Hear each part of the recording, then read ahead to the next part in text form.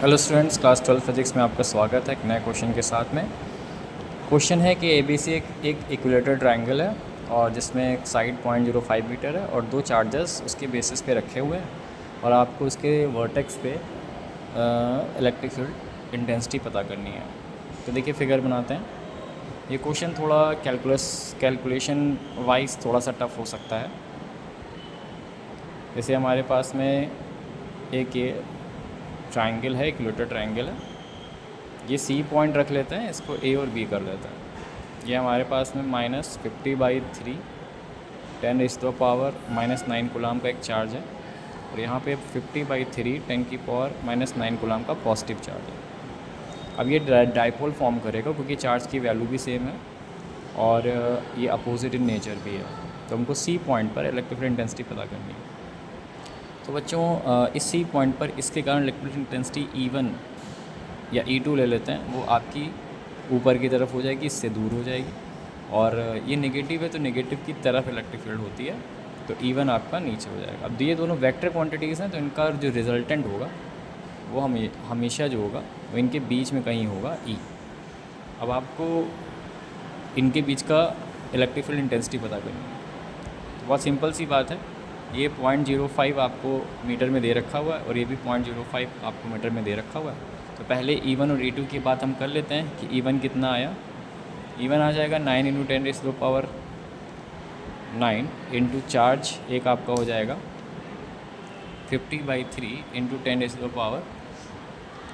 10⁻⁻9 और डिस्टेंस हो जाएगा 0.05 का होल स्क्वायर।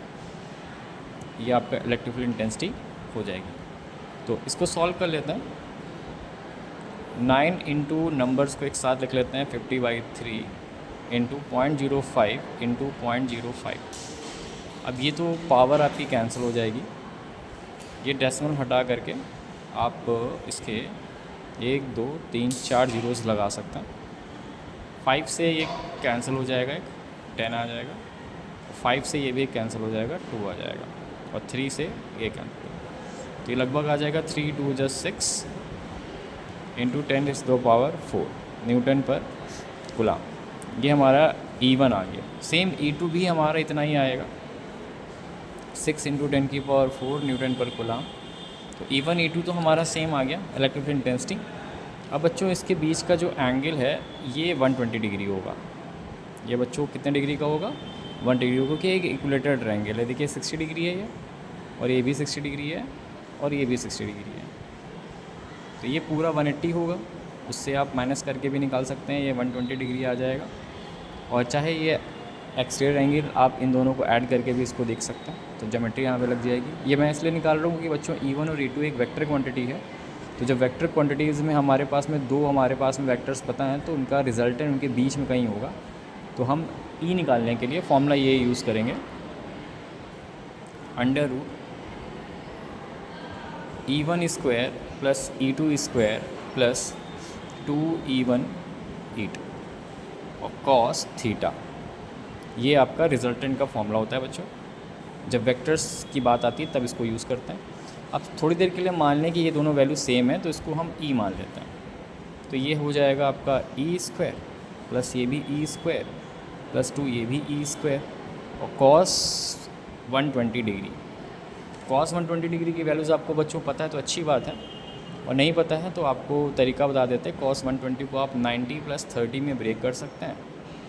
तो चाहे कॉस 90 + 30 किस क्वाड्रेंट में आ गया बच्चों? 90 + 30 ये सेकंड क्वाड्रेंट में आ गया, और सेकंड क्वाड्रेंट में कॉस जो होता है वो नेगेटिव में आता है, और कॉम्प्लीमेंट्री से चेंज कर रहे हैं तो साइन 30 हो जाता है। साइन 30 की वैल्यूज़ आपको पता है -1/2 होती है। ये वैल्यूज़ आप यहाँ पे रख सकते हैं। तो ये 2E स्क्वायर हो जाएगा बच्चों, और plus 2E square into minus का 1/2। तो ये 2 इस 2 से कैंसिल हो जाएगा।